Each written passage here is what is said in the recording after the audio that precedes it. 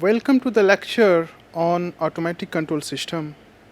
In this lecture, we are going to discuss the design process for a control system.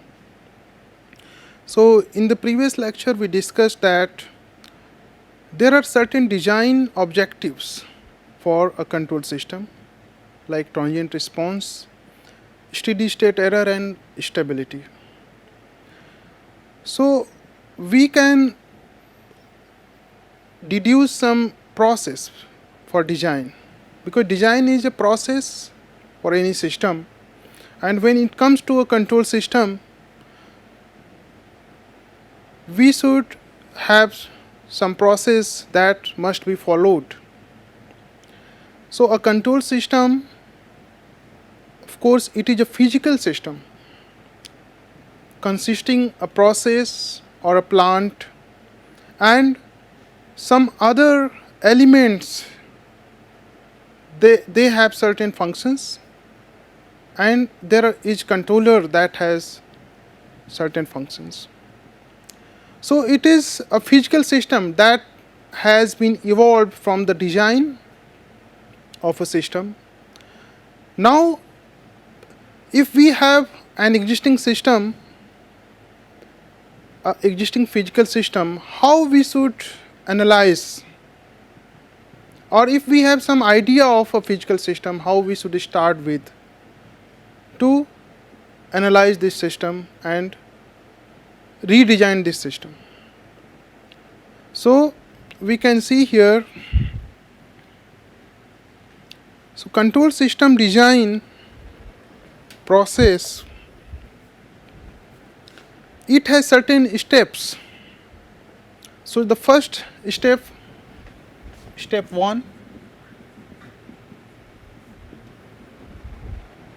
that is physical system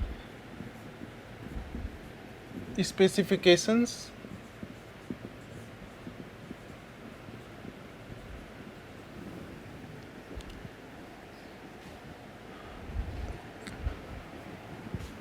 As per the requirements.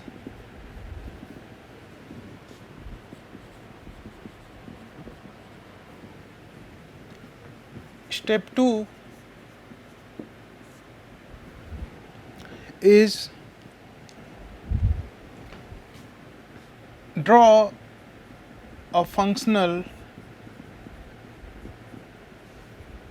block diagram.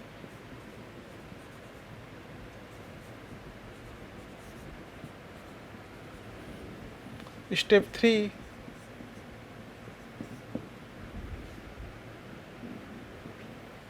is draw a schematic diagram.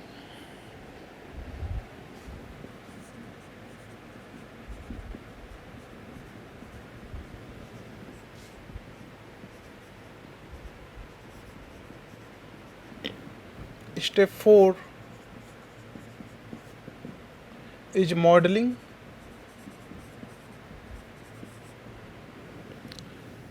Let's say mathematical modeling.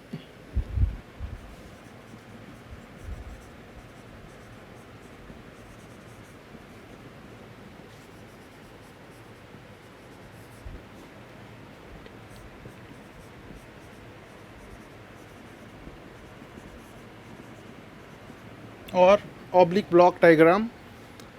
Step 5 is, so if there is multiple block, we can reduce to a single block.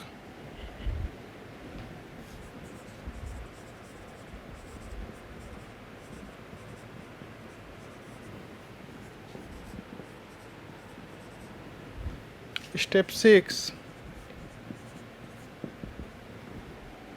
is analysis, design, and test.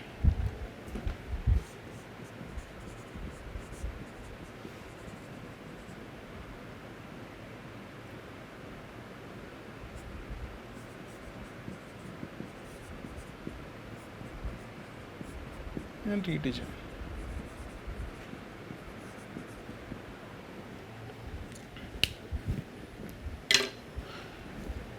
So these are the 6 steps to as a design process for a control system. So step 1, we have an existing physical system or existing system, and we have to upgrade this system because this system is not going to meet the required output, desired output, or the specifications. So we have to upgrade this system. So we have to redesign the control system. Or if it is a new system, it is in form of idea, and we are going ahead with that idea. So we get some initial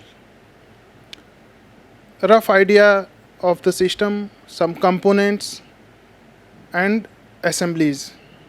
So we have some physical system and we expect certain specifications regarding the performance, because we discussed that we have some basically 3 performance specifications like transient response, steady state response or steady state error, and stability. So if we have a physical system and we can set the specifications in the first step for the control system, and then step 2 we will draw a functional block diagram. So functional block diagram, we know that this system will be made of several components, and each component we can represent as a block. So we can represent as a block.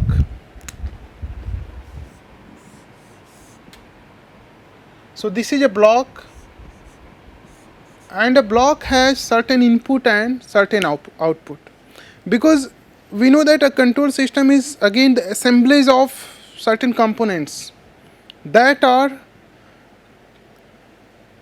assembled such a way that they will perform certain functions, desired output, desired performance at a specific input. So each component will have certain input, certain output. This output will go in some another component as an input, and then that system subsystem will give certain output. So we, for each of the component, we will make a block diagram, functional block diagram. Here there is a difference between block diagram and functional block diagram. So this is a functional block diagram.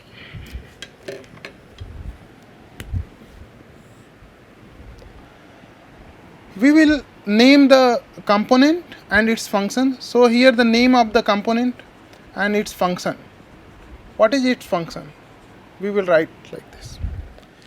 And we will represent this physical system in terms of as a continuous assemblage of the functional block diagram. So the next system.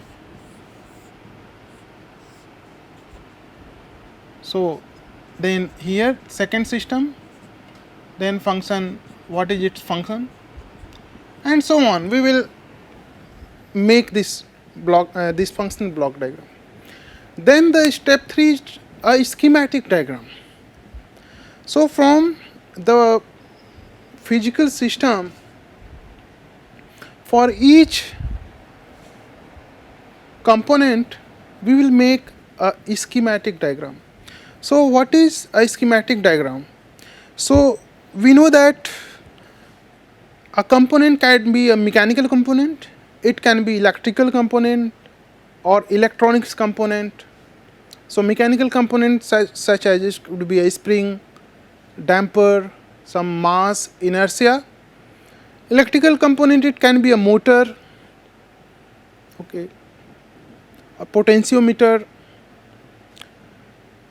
Some electronic component, it can be a amplifier or power amplifier, some controller. So each of these components we will make a schematic diagram, means we will represent it as a mass, inertia, resistance. If there is a resistance, we will represent as a resistance, inductance. So we are going to more entering into the inside that component and representing the actual elements of that component. Now when we make a schematic diagram, in the first diagram of the design process, we can make a simple schematic diagram. For example, if we have some potentiometer, know that potentiometer has certain friction or inertia, we can neglect this in the beginning. We can assume that potentiometer is functioning instantaneously, giving the voltage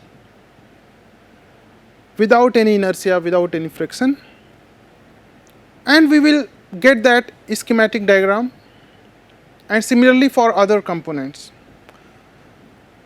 Once this schematic diagram is made, from this schematic diagram,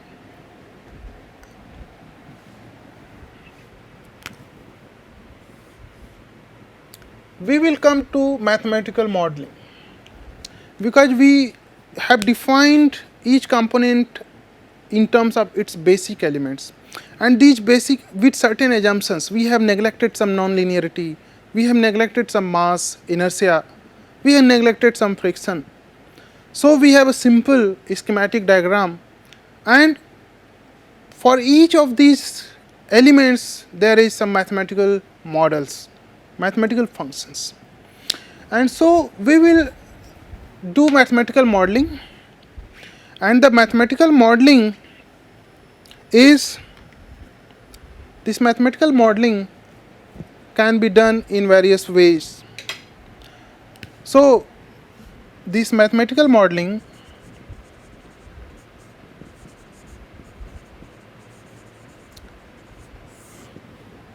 we can use the differential equations.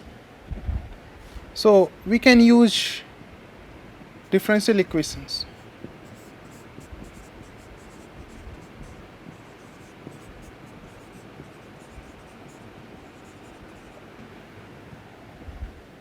If there is a mechanical system, we can apply Newton's second law, and we can get the differential equations for this system.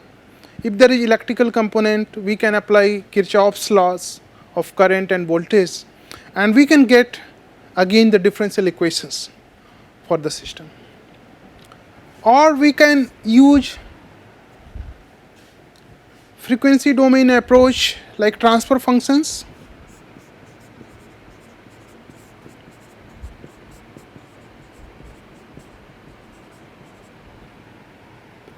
Oblique block diagram.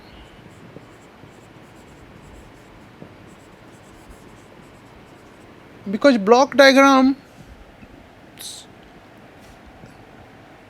if we convert this in a block diagram, we will represent here the transfer function in this block.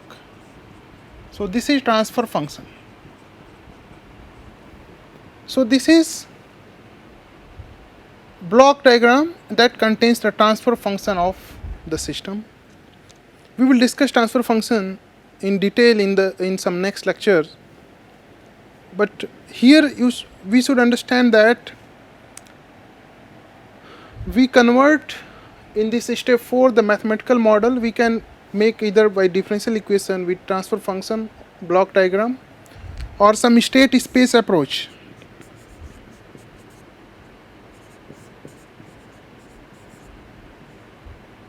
State space model. So this transfer functions approach is valid for linear time invariant systems, but state space approach or state space model is valid for also for non-linear and time varying systems. So these are few modeling approach. We can use any of these. So here we will use transfer function or block diagram approach in the beginning of this course, as it is much intuitive approach. it gives more information, more graphical informations and quick information. So this schematic diagram, from we get the block diagram.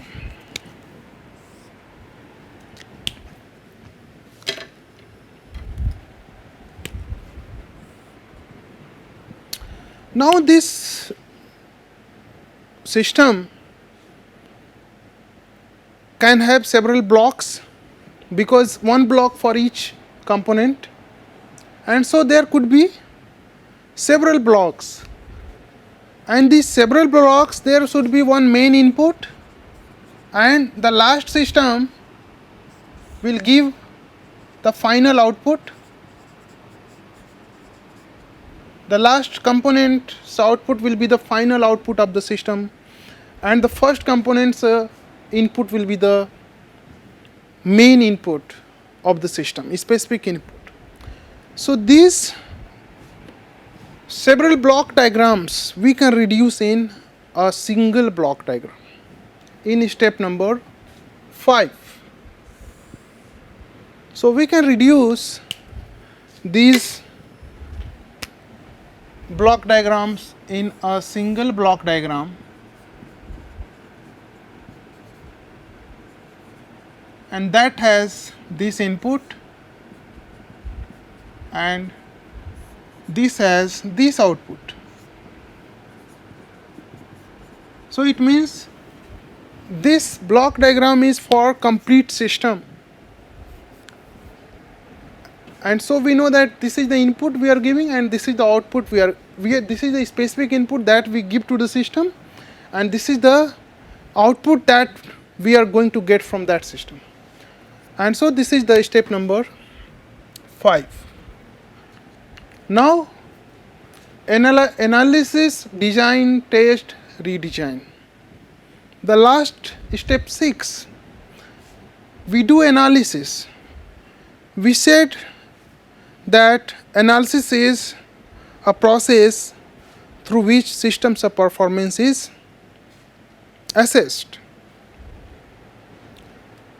So we give input and we get output, and we see what is the response of the system. So we are going to get the response of a system.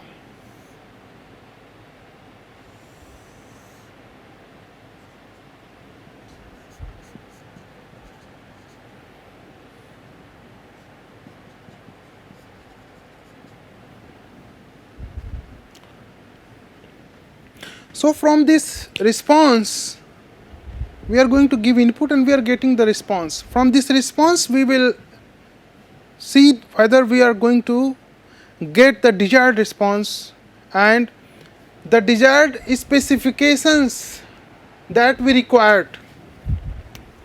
The specifications that we required, are we going to get these specifications or not? Now here in the design process, we should understand that in the design process we don't know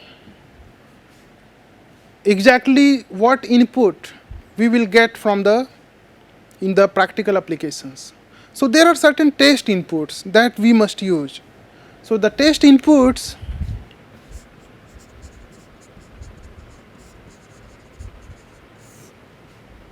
so that could be impulse input,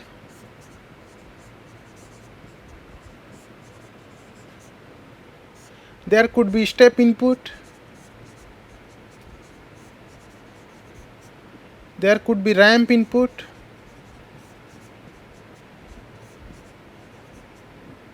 or parabolic input,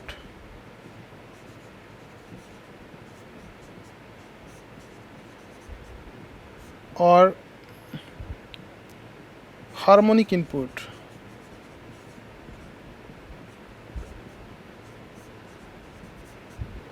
So there are certain test inputs like impulse input, step input, ramp input, parabolic input, harmonic input. And these different inputs give different performance specification, information of the different specifications, like impulse input. So we give some impulse at this time t equal to 0, we give some delta t very high value, and it will give the transient response. Impulse will give the transient response of the system, and so the information about the transient response, transient specification of the system. Similarly, step input, this is the step input. We give certain constant value, and so it will give the transient response as well as steady state response, both information. This is step input. Similarly, ramp input with time. So ramp will give the information about steady state error or steady state response. Similarly, this parabolic input will give also the steady state error, and harmonic input, that is if we give sine omega t, a sine omega t as an input, it will give us both the transient as well as steady state response information. So we can give these inputs and we can see the outputs, and we can see that whether the system is going to give the specification that we required or not. So we analyze, this is analysis we are doing. We already design and we test, because we are giving test inputs. If not, we will redesign. How we will redesign? If not, because this block diagram will contain each component's parameters, because this block diagram is coming from the functional block diagram, that each component has some parameters, and so if we change that parameter, what will be the change in the output. So in this way we will be able to redesign the system. Now we take one example and we will discuss this process. So here let's take an example of antenna azimuth position control system. So this is a radio telescope antenna, and this is a physical system. We have certain requirement of the performance specifications of this system. Suppose this is a system, we want to see the effect of a particular system parameter on the performance of the system. So we have a physical system. Now you see, in this antenna we are giving an input, that is desired azimuth angle input at the input of the potentiometer. So there is a potentiometer shaft, and on that shaft we are rotating. We are giving some angular input, and we want to get the output, angular output, that is the positioning of the antenna. So that output we want to get a desired output, that if we give certain specific input, that antenna should give the desired output, angular output. Now how to analyze, how to design this system using the design process of the control system. So here we can see the first step, the system concept, physical system. We have to define some specifications of the system as per requirement. So we assume that we know there is some specifications for this type of system. So if we have this physical system, we have to see what are the components of the physical system, because this system is made of certain components. So you can see here we have potentiometer, here is potentiometer, then amplifier, a differential amplifier and power amplifier. Then there is a motor. Then there are the gear systems, and this gear system is connected to the shaft that rotates the antenna. And so the output is coming at the shaft of this middle gear. From this gear, there is another shaft that is connected to potentiometer and giving the feedback to this amplifier. So this is the step 1. We try to understand the physical system. We try to express the system as a components, physical components. Now the step 2 is functional block diagram. Now you can see here we have made the functional block diagram. We have made the component and their function. So here is angular input that we are giving to potentiometer, and there is it is transducer that converts this angular input to a voltage proportional to the input. Then there should be some junction that is getting the error or actuating signal.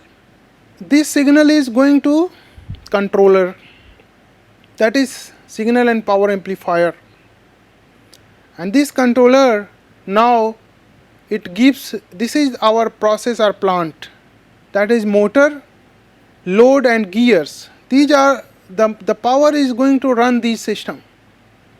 It is going to run the power motor is going to run the gears, and gears are going to run the shaft of the antenna to position it at the desired angle. Now there is a feedback loop. This is a closed loop system. You can see the angular output is going to be feedback through potentiometer and back to the summing junction here, and this error again is going to feed in the controller. So this is a functional diagram showing the name and function of the diagram and flow of the signal. Now step 3, we are going to make the schematic diagram. So you can see here we are representing each component as the basic element, like potentiometer, there is some resistance, then power amplifier, that is simply the gain, then there is a motor. Here potentiometer, we neglect the inertia or friction. In motor there is armature. Armature may have also resistance and inductance, but we are neglecting the inductance of the armature. Then there is the fixed field. Here the gear, we are representing these lines, gear as a lines, and these two gears. Then inertia and damping. You see the antenna will have certain inertia because we are going to rotate to position the antenna, and there is some friction, and this friction is represented as viscous damping, equivalent viscous damper. Again this gear is connected to the gear through potentiometer, giving feedback that how much angle actually is rotated this system. So this is step number 3. We have got the schematic. Now come to the mathematical modeling. Here we use the transfer function, the block diagram. So here is the block diagram. So each component of the system is represented as a block, and inside the block is the transfer function of that system. We will discuss transfer function in next class, some classes. So there is transfer function. Each block has certain input, certain output, and that summing junction, then input output. So these each component can be represented as input output block diagrams. Now this is step number 4. So step number 5, we reduce to a single block.